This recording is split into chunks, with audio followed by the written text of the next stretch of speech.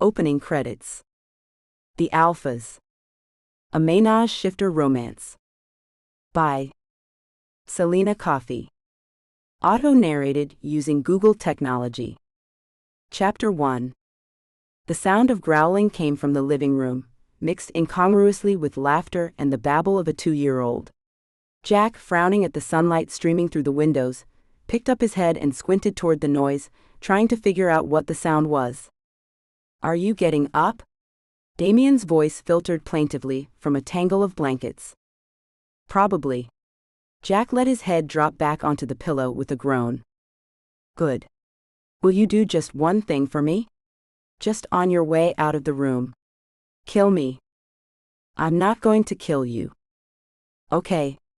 Damien pulled the covers over his head. "Maybe just close the shades then." Jack pushed himself up and scowled over at the huddled shape before hurling a pillow. "Up?" He was just getting ready to push open the door, still censored, when a young woman's voice caught his ear. "And put on clothes, we have company."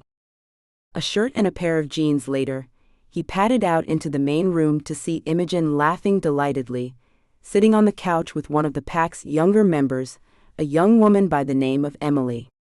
She ducked her head and blushed to see Jack, still overawed to be in the presence of the Alpha, but he saw her sneak a glance as he dropped onto the couch by Imogen and gave her a lazy censored. "Did I hear growling?"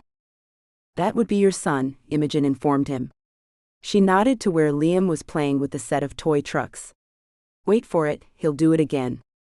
Jack sat back, watching the boy as he played. With hazel eyes, a strange amalgamation of his green, Damien's blue, and Imogen's brown, caramel-colored skin, and a deceptively angelic halo of soft curls, Liam was an undeniably gorgeous child. And a talented one. As the adults watched, Liam shifted in a tangle of chubby toddler limbs into a tiny bear cub. He looked up at Jack and attempted a little growl, and Jack laughed. He watched as the boy shifted back, and immediately fell on his rear end. An affronted wail split the air, and Jack scooped him up, bouncing his son as he went to get coffee. He could remember this stage all too well himself. Learning a human form was difficult for shifter children. They were so much more competent and coordinated in their animal form. It made learning to walk and run and talk a trial. Liam was presently trying to make his fingers work properly, still scowling. "It'll get better," Jack promised him, dropping a censored on the boy's head. He poured coffee one-handed and headed back into the main room. It should have been an inconvenience, having Liam interrupting his sleep and demanding to be picked up and played with and soothed every moment of the day, but Jack loved every minute of it. He had lived apart from Imogen and Liam for over 2 years before this, trying not to let his pack know that he was mated to a failed wolf hybrid, and he still cursed himself for it every day. He settled at the table and grabbed some bread and jam, listening as Emily poured her heart out to Imogen. "I learned to shift really late," she was saying. I just guess I still feel like maybe the pack could do with a better shifter than me." Jack held his censored, waiting to hear what Imogen would say. Though everyone from the elders to the younger males had been bristling at his insistence on bringing Imogen into the pack, she had quickly become the confidant of most of the younger members, those who were struggling to live in a world that was ever more hostile to their kind. Raised as a full-blooded human, despite her parentage, Imogen understood the trials they faced better than Jack or the elders did, and she was always willing to lend an ear or watch a child. The pack was stronger for her being in it. "The pack needs members that make it strong by keeping its members safe," Imogen assured the younger woman now. "You've been invaluable. We needed help with the investments, and no one has the knack for it that you do. But if you want to feel more at home in your animal form, perhaps you could go north with some of the others later this month." Imogen tilted her head thoughtfully and turned to raise an eyebrow at Jack. "What do you think? It wouldn't be the worst thing in the world for some of them to have more experience at shifting." "I'll make it happen." He smiled at her and nodded to Emily. "I keep forgetting. I grew up somewhere I could shift whenever I wanted. We should go soon though, before hunting season." "Do people hunt bears?" Emily's voice said she had always suspected as much, and that she was terrified. To be a shifter was to understand both the human's fear of large predators, and a predator's fear of humans with their guns. Let's just say if they see you, they don't always hold their fire. Jack shrugged. Most hunters really love nature. He smiled at Emily's skeptical look.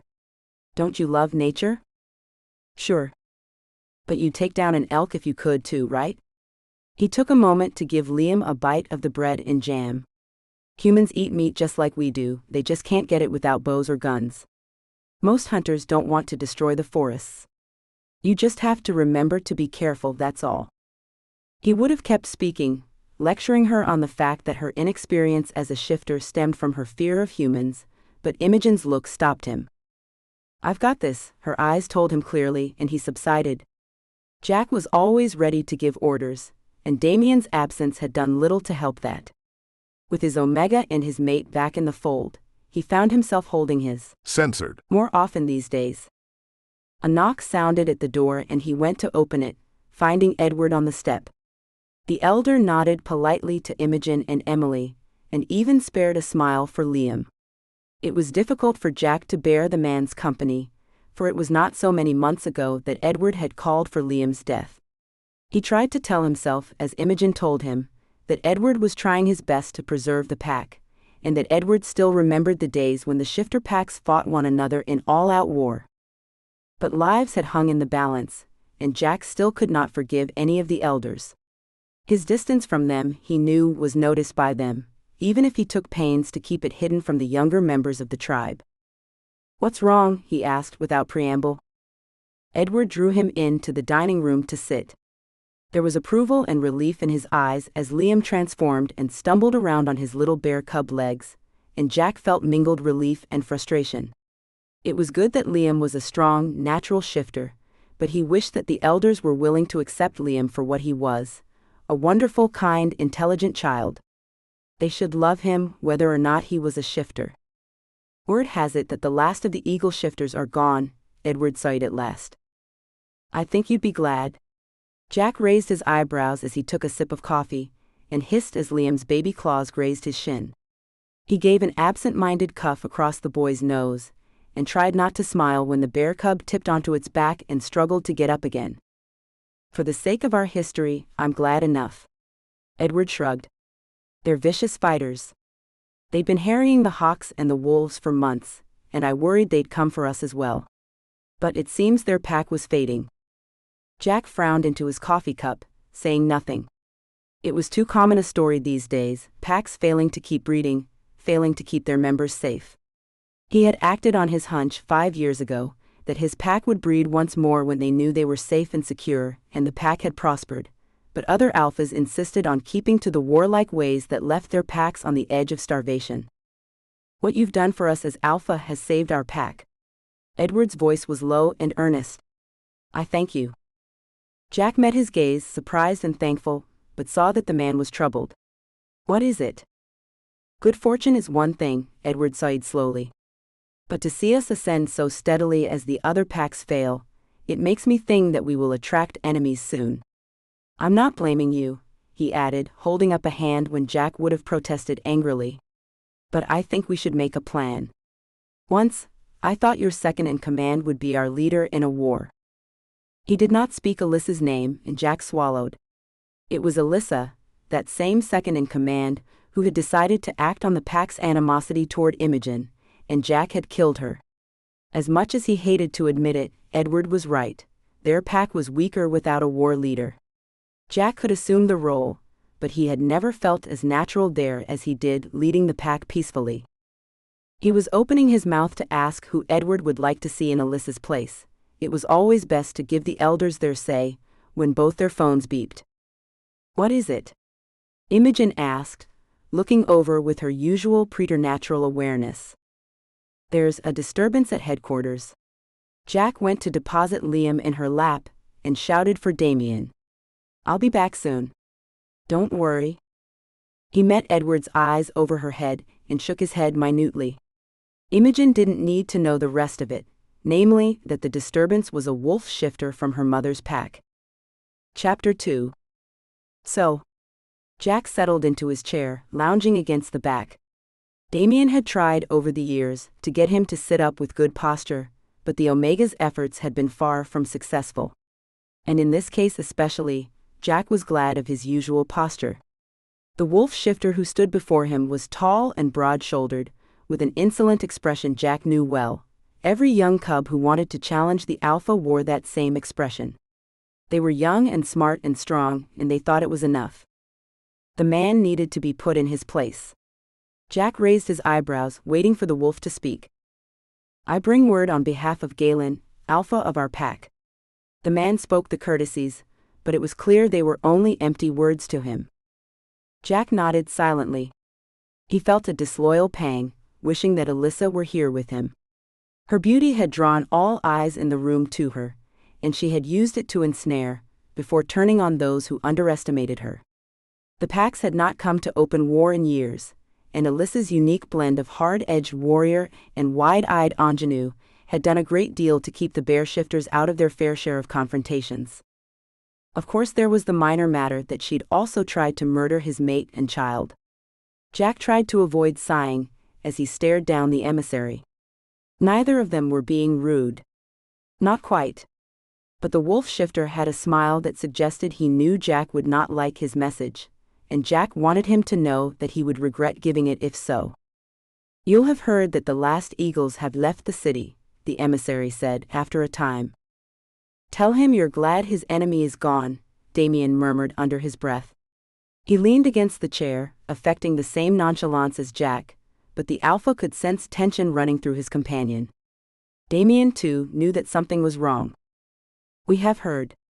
Jack nodded.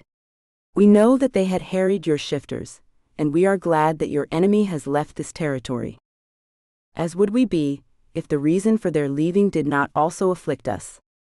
The elders were too reserved to look at one another, but the younger members of the pack that were present murmured among themselves. "We had not known that your pack was afflicted," Jack said carefully.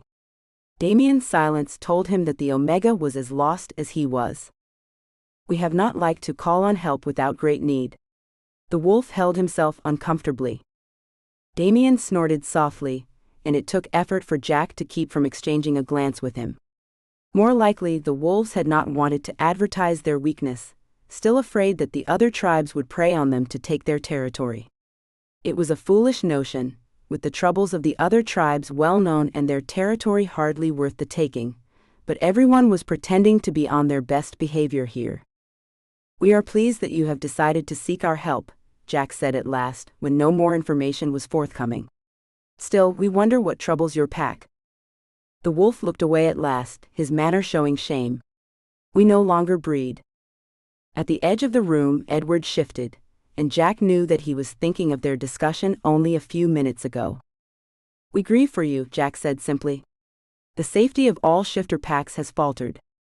"And yet not yours," the wolf said. His face had gone cold, and he looked at Jack with what was verging on open dislike. Jack considered what to say. He was proud of the path his pack had taken, and yet he had been warned that others would think of his efforts to secure peace as weakness. Until now, he had agreed. But if the wolves were indeed falling in strength, and his pack stood strong. "It is a recent change," he told the emissary. "Until several years ago we had no cubs, and our young ones rarely mated." His fingers dug into the arms of the chair as he pulled himself up, and he leaned forward on his elbows. "We have found that the old ways, those that kept us chained to menial jobs, had weakened our pack. With security, without the need to fight for our living, we have found that we now breed once more." The wolf considered this for a long moment. He seemed to be weighing Jack's words against what he had expected. At last he spoke, and his voice was low with anger. "And your strength has nothing to do with the fact that your pack has stolen our heirs?" There was a low growl that seemed to sweep around the whole room. Jack heard it in his own throat, and even Damien tensed, fingers curling into a loose fist. The young ones were on the verge of shifting, and the elders were giving the emissary a look that would wither stone. Such an accusation was tantamount to a call for open warfare. Stealing another pack's young was one of the vilest crimes a pack could commit.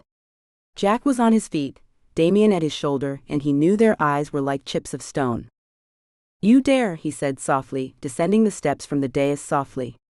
"The bears of this pack know I would never tolerate such behavior. None of those who follow me would dream of such a thing, and I would never order it." The emissary stepped backward, but there was conviction shining in his eyes. "You did," he insisted. "You stole our Alpha's daughter. I assure you, you are mistaken." "Mistaken? Are you sure of that?" The emissary threw the words back in his face. "For you mated with her, and now you have a child of your blood and ours." Jack came up short, his breath hissing through his teeth. The whispers began, and his blood turned to ice. Was it possible? Had he stolen Imogen somehow? Had? No. "You speak of a woman who was cast out of her pack, who would have been killed at birth if her mother had followed the edicts of the pack." "She has produced a shifter child," the wolf insisted. "She is a strong breeder. And she is a woman of our pack." Jack bared his teeth in a savage smile. "Not anymore." The wolf started forward, teeth bared, and stopped at the warning growl from Jack's shifters. "Try it," Jack suggested softly. "Just try it." "She's ours," the wolf gritted out.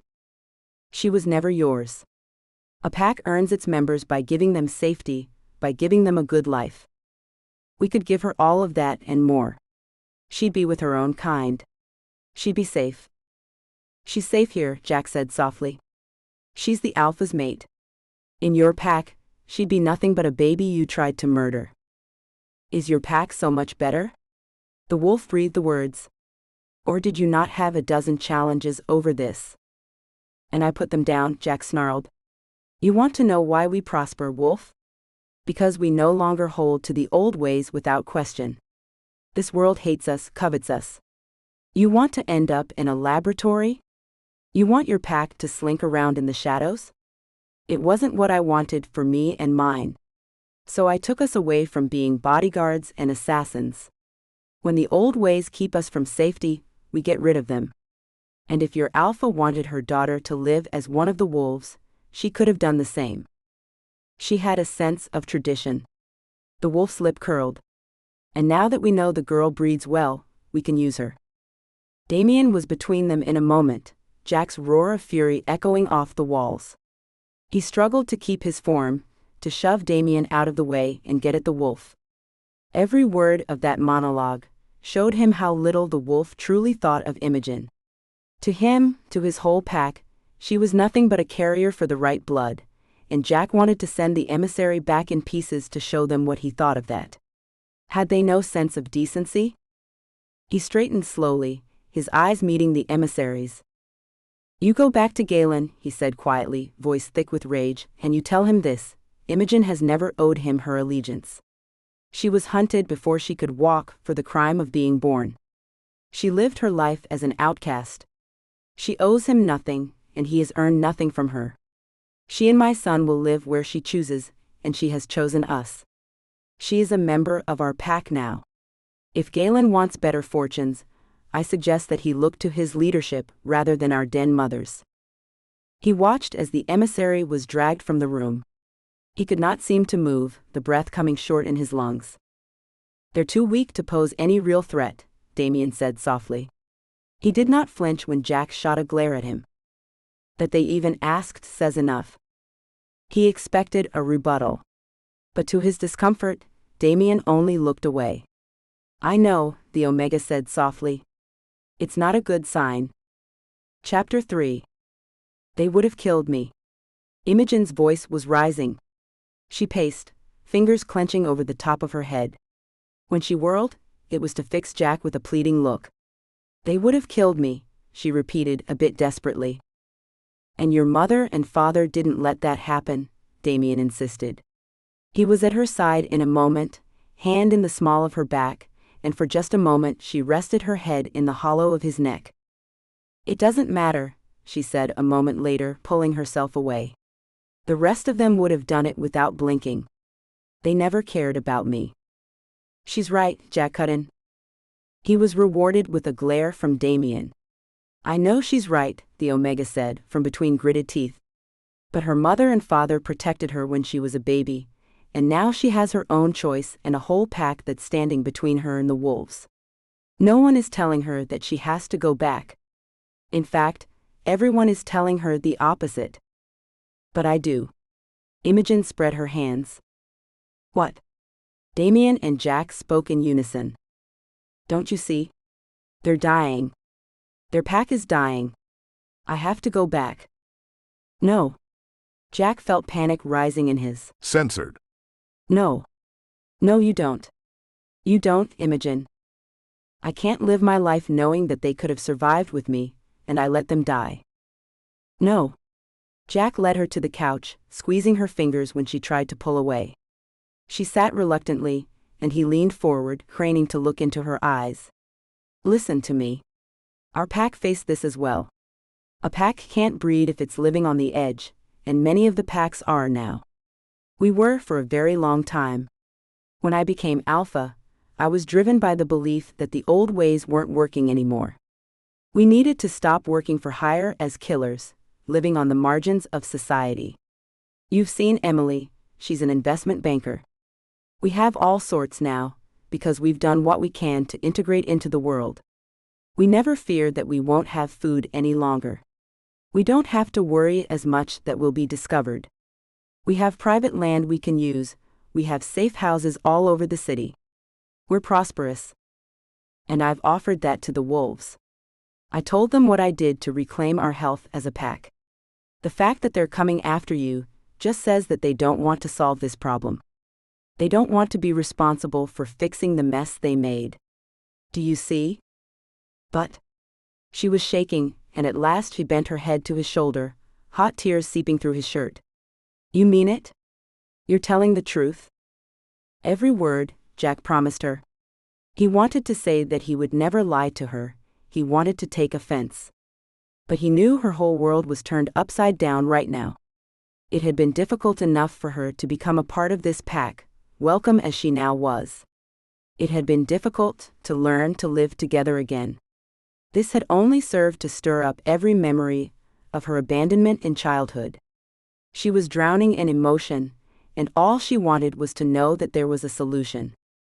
I don't want to go to them, Imogen whispered. Jack met Damien's eyes over the top of her head and felt his heart twist. It was killing both of them even to think of her going away, but there was a strange pride growing in his. Censored. That she had even thought of going, that she was generous enough, kind enough, to consider sacrificing everything to save another pack. You don't have to go, he told her. We'll save them. Maybe they'll take advice from you, if not from me. But you don't have to mate with anyone you don't want to. You don't have to give up living here, being part of our pack. He tipped her head up to drop a censored on her lips. I promise. I promise. Whatever you want to do to help them, we can do. Though he still wanted to kill that emissary, and from Imogen's watery laugh she saw the censored in his eyes. Okay, she said quietly. She nodded. Okay. Censored. Me again. Jack, lost in his own thoughts, looked back. What? This scene has been censored to provide a safe and enjoyable reading experience for everyone. Chapter 4. The call came at 3 a.m, their phones going off and a pounding at the door. Imogen was up in a moment, running for the baby. It didn't take any foreknowledge to know that something was terribly wrong. When she came back, Liam clutched sleepily in her arms. Damien ushered her into a corner of the living room before Jack opened the door. Jack, thank God. Harry, one of the younger members of the tribe, burst through the door with Emily hot on his heels. They sent us to get you. What's going on? I only got static on the phone. Jack jammed his feet into his shoes and pulled on his coat. The wolves? They're attacking, Emily shook her head helplessly. They're attacking everywhere. Everywhere they can find. There are 7 of them. Jack swore. 1 or 2, and he'd leave each member of the tribe on alert. They could defend their houses just fine, and it wasn't only humans that knew how to use guns, a fact only he, of all the alphas, seemed to have figured out. Gunshots he'd also found were easier to explain to the police than giant claw marks. But with 7 wolves attacking, he dared not leave the pack to fend for themselves. "I need 6 fighters here," he told the 2 younger ones curtly. "Now. As fast as you can get them." "They're coming here?" Imogen's voice was panicked. "It has to be their goal." He shook his head, trying to think. "I can't think. They might be simply going for destruction, but no one attacks houses in a pack war. No one goes for the children." "Unless they truly are," Damien said softly. His eyes were worried. "Unless they think because we have Imogen and Liam, they should have our young ones in recompense." "I knew it," Imogen whispered. "I knew I should have gone back." "You going back would have done nothing," Jack said harshly. She recoiled as if he had slapped her, and he shook his head. When he approached her, arms open, she came to lay her head on his shoulder. Between them, Liam squirmed sleepily. "They aren't listening to reason," Jack told her quietly. "The fact that they demanded you shows that. They knew you wouldn't want to come back, they never asked you. And then, when I offered them the way we had prospered, offered it freely, they did not take that. No, they wanted to use you like you weren't even a person. And they're so far gone that when it didn't work, they didn't think anything less of their idea. They'll blame it on you or us or Liam. They aren't interested in facts." "I know." Her face was screwed up with fear. But what if they keep attacking? We'll teach them enough of a lesson tonight that they won't." Jack turned as the others came tumbling in the door. He looked them over, fighters he knew and trusted, and then, Censored. "Imogen. I'll be back." He would have said that they needed him in the fight, that it was his place to stand with his pack against an attack on their homes, but he did not need to. He could see from her eyes that she knew, and that she would have been at his side if she could fight like he did. Pride swelled in his. Censored. And he. Censored. Her again before. Censored. Liam on the forehead. He left, seeing Damien. Censored. Her as well, and then they were all pounding down the stairs to the street, human neighbors calling sleepily from adjoining apartments that it was too late for this noise. "Are they taking children?" Jack asked when they were outside. "Yes." Harry's face was white. "Are they searching for Liam?" "Yes." Jack's hands clenched and he tried not to snarl, but he could feel the anger building in his. Censored. How dare they? How dare they? Taking young was beyond reprehensible, beyond everything. "They're desperate," he knew Imogen would say, but he could not describe his revulsion to her. Kidnapping a child was a heinous crime in human terms, but for shifters, it was a taboo that could bring entire packs to open warfare and leave no one standing. Their phones went off, and Damien got to his first. "They're on the move," he said tightly. "They're going for the edge of town. This way." He detoured down an alleyway, and the others followed behind him. Other fighters joined them as they went, giving grim nods to Jack. A few gave a reassuring pat on the shoulder to Emily and Harry, both of whom looked as if they were about to be sick. The group dodged muggers, police patrols, and a few drunken trysts as they made their way out of the glitz and glamour of downtown. The lights and the sound faded slowly, until there was little left except for their own breath, and then all at once the footsteps of their quarry. Jack picked the emissary out of the group immediately, his teeth baring in a snarl when he saw the familiar face.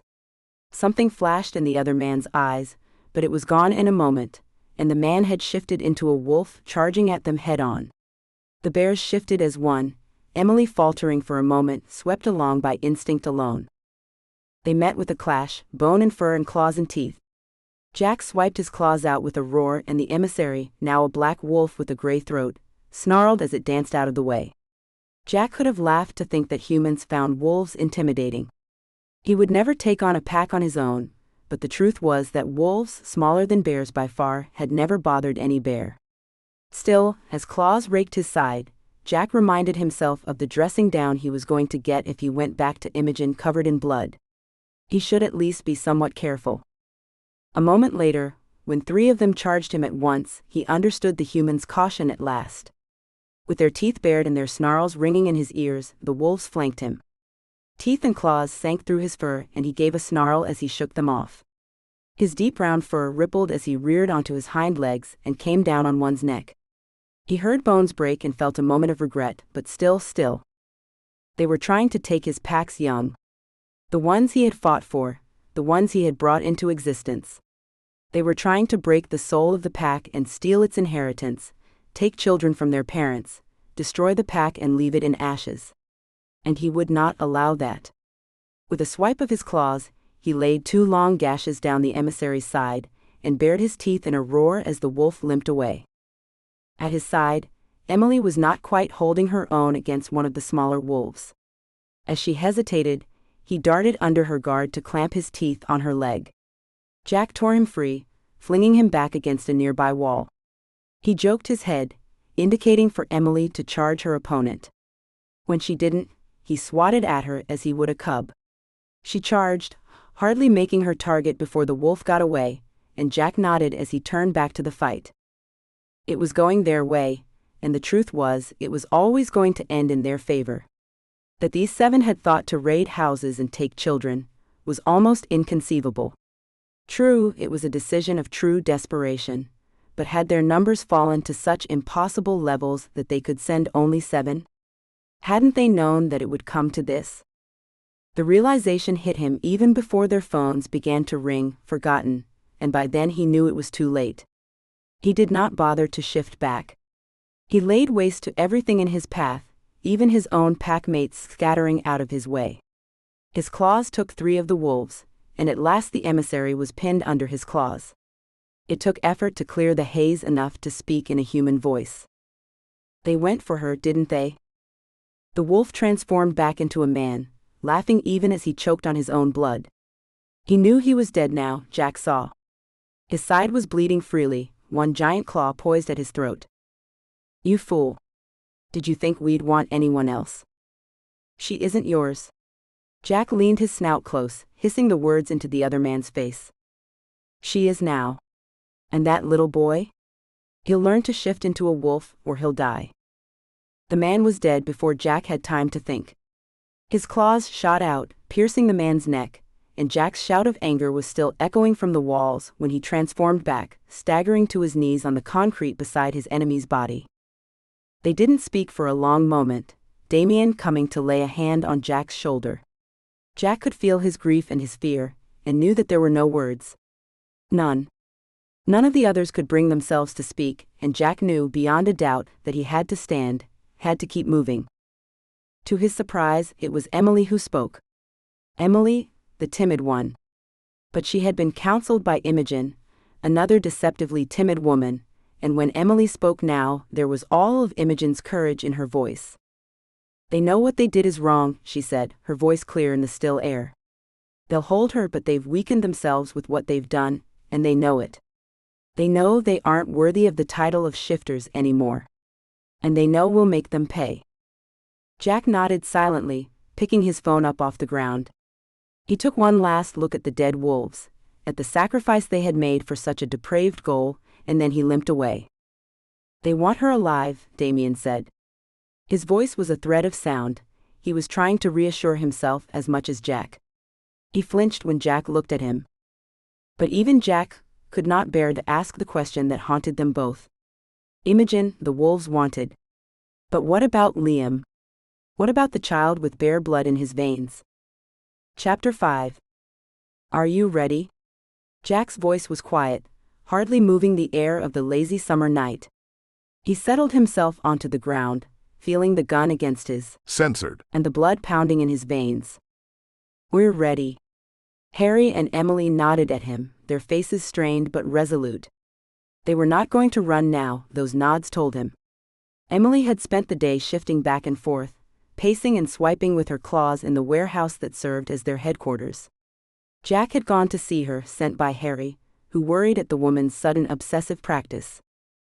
Someone's counting on me now, Emily told him. Her eyes were wide, a clear blue that seemed to shine from within all of a sudden.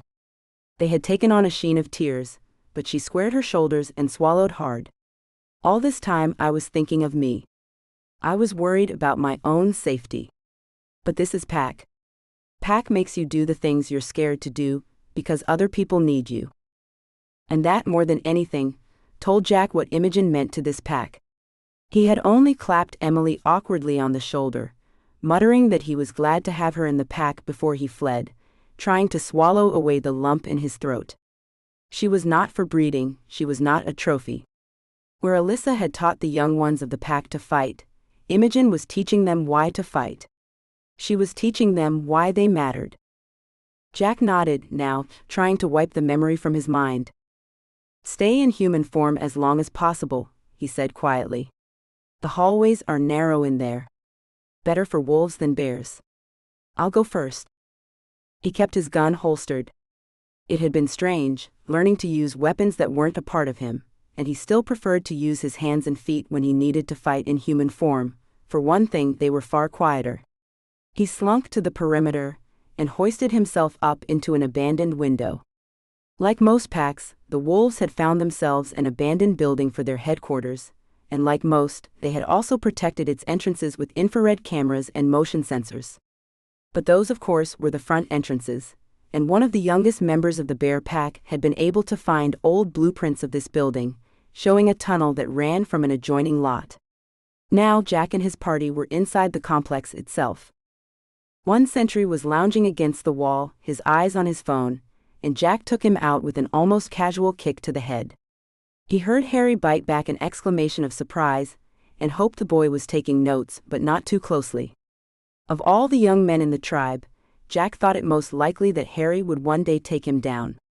The boy was smart, with a dose of caution that most challengers lacked. A second sentry was downed, and a third.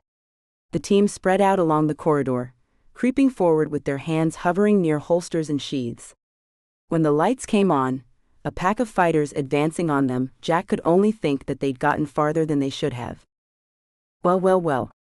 The speaker was a tall man with almost sickly pale skin, his face twisted in a horrible approximation of a smile. "Look who it is. The bears come to take back our sister." "She's not your sister," Jack said, knowing they could hear the growl even in his human voice and not caring. "She's my mate." It had been 3 days since they took Imogen, and those 3 days had killed him. He had no doubt that she and Liam were still alive, but the thought of her being bargained away, imprisoned, frightened, ate at him until he could hardly manage to sleep, or eat or sit. He spent hours pacing around a too-quiet apartment, Damien lost in his own misery on the couch. They had sparred, and realized quickly that they were too wound up to avoid hurting one another. They needed Imogen. To be separated from her was to be in agony, and to know that she was suffering was going to drive them mad. "She won't be your mate much longer." The wolf's smile grew. "You shouldn't have come, you know. It's impossible to compel a shifter to mate again while their mate is still alive. She'd have fought us like a demon. But once you're dead." He got no farther, for Jack, tired of listening, gave the signal to attack.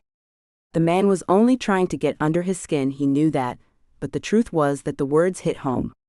He could no more have left Imogen to her fate than he could have moved mountains, but if they failed here tonight, if he and Damien were killed, Imogen would be more vulnerable than she ever had been before. It was the same fate Alyssa had promised Jack months ago, that the urge to survive, to procreate, would guide him again once Imogen was dead. What had filled him with fury then filled him with panic, now.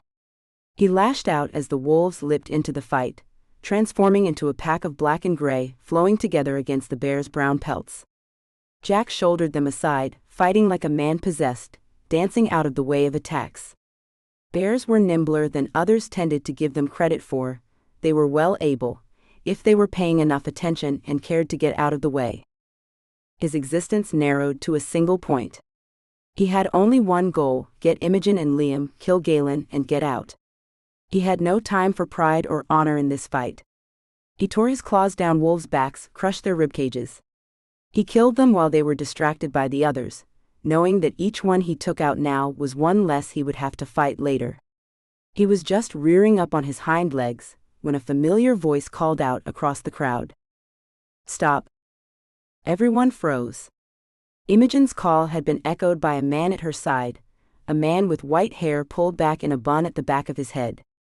He walked forward with her stiffly, and the wolves and bears parted and fell back, transforming. Imogen had never looked more like a queen than she did now. She carried Liam on her hip, and she descended the stairs slowly, her gaze raking over the remaining wolves and coming to rest on Damien and Jack. At her side, the old man curled his hand into a fist. "That is enough," he said, his voice coming out as a snarl. "They would have taken her back." The pale man's face twisted with scorn. "And you would have let her go, old man?" "Yes. Because she has the right to choose her pack."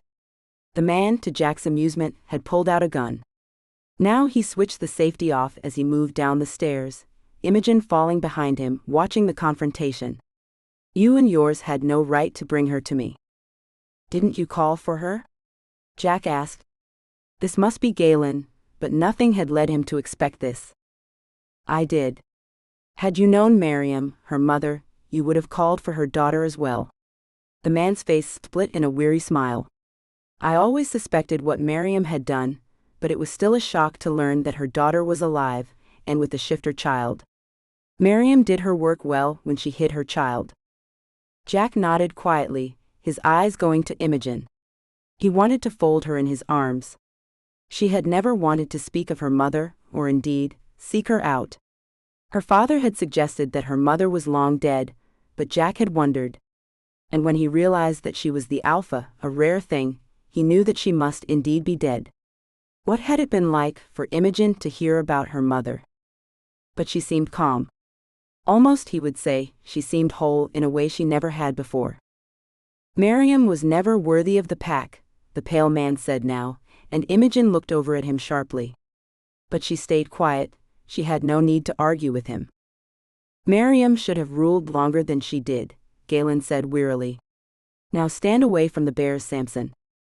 Samson growled, his eyes fixed on Imogen and Liam. "If you also won't do what must be done." The gunshot was deafening. Galen holstered his weapon as Samson crumpled to the ground, and nodded his head to Jack. "I can only apologize for my pack," he said, and there was grief in his voice. "I have led them poorly, letting them sink to as much violence as they wish. I have not protected them from the fate that preys on us all. Before I spoke to Imogen, I believed there was no other way. Now I have hope." They stood in silence, eyes fixed on Jack as he looked at the wreckage around him. The wolves were broken, and some part of him still cried out to hit them now while they were weak. But he knew that was not what they needed. Not what his soul needed. And not what his mate would wish. "I will be glad to teach you what I can," he said, nodding his head in respect. "And then this city will have many strong packs. And you will have a strong ally." Galen came to clasp his hand. The old man smiled and looked to Imogen. Go to your mate now." Chapter 6. The wedding march filled the church, the harmonies of the string quartet almost bringing tears to Jack's eyes. He had never believed that he would get married one day, thinking it human nonsense, but in the aftermath of her abduction, Imogen had reminded him of his promise to marry her, and he had been surprised to realize that he was in fact completely terrified by the prospect. He fiddled with his cuffs, trying to remember how to breathe. "Relax," Damien said, his voice low. "Easy for you to say, you get to pretend not to be involved." Damien snorted with laughter. They had been able to get a few interesting statements into the wedding service, but all three of them had known that the very straight-laced minister was never going to understand or sanction the marriage of three people instead of two. As Imogen had always wanted to be married in a church, they had settled instead for prayers that alluded, however subtly, to the three of them. Jack was, however, wishing that Damien had been the one they put front and center instead of him.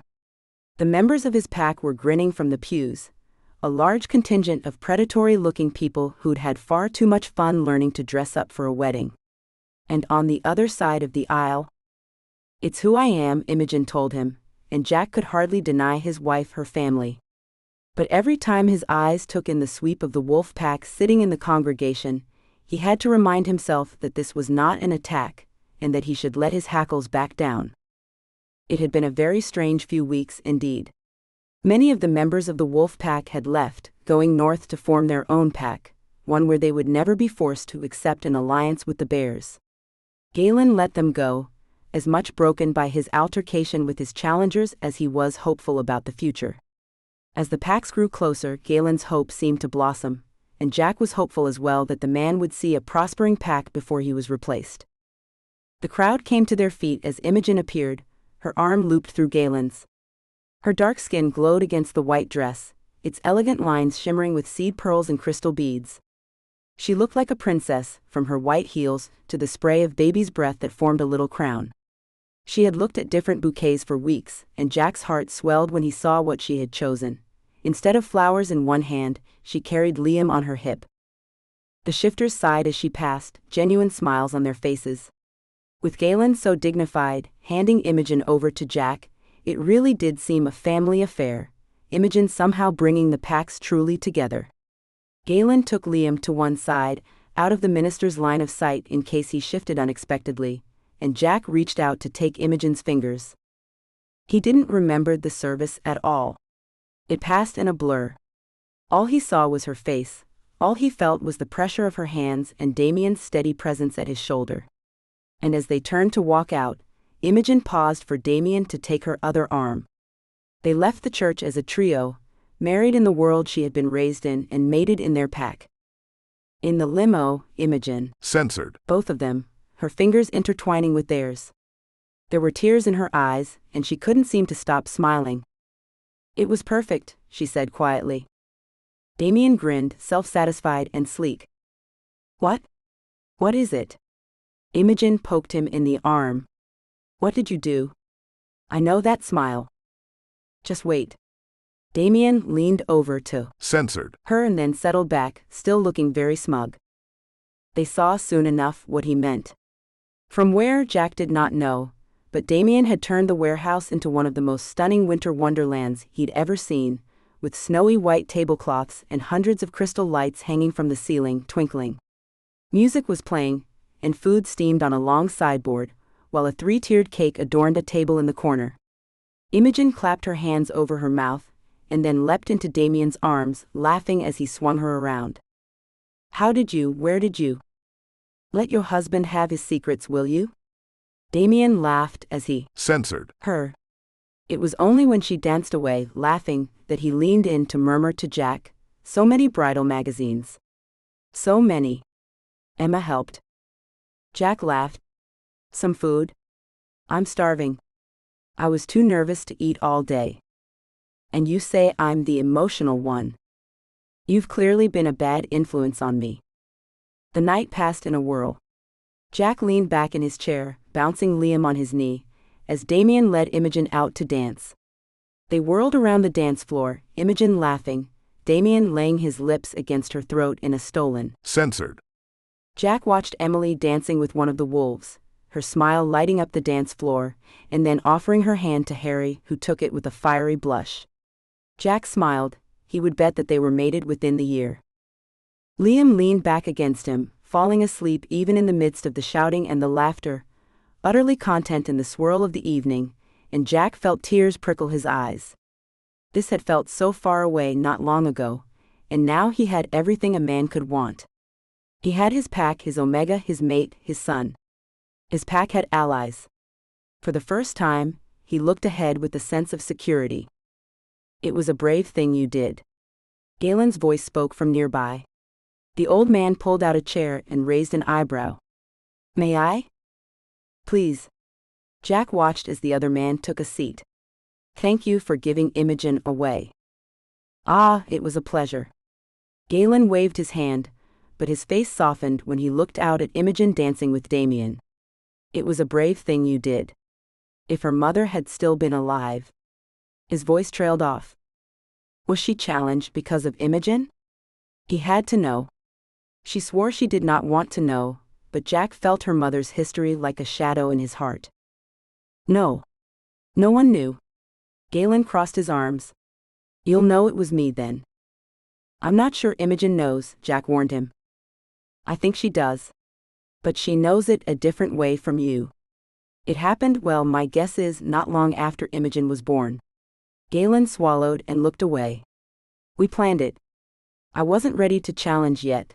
The truth was, I liked her leadership, no matter the urge to challenge her. So I'd held off.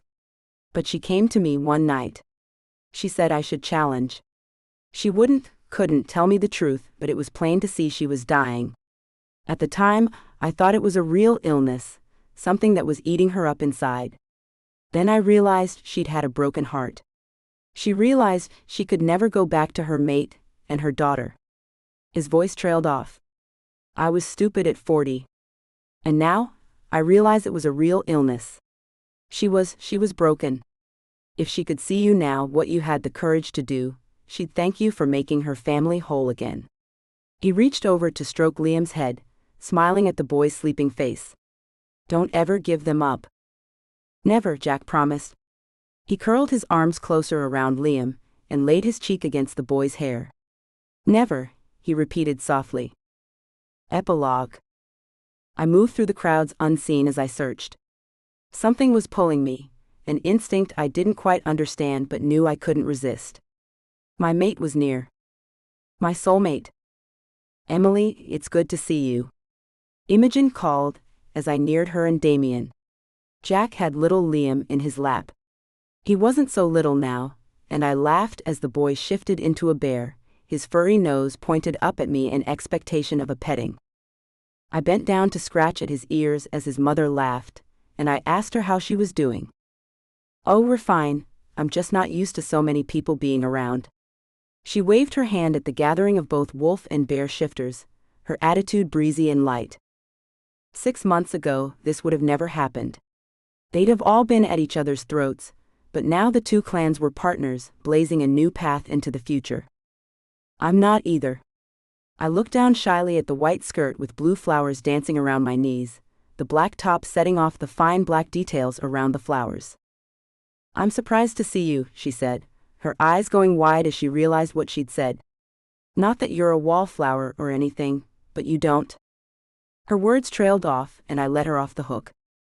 No, I'm too busy crunching numbers most of the time for coming out and having a good time.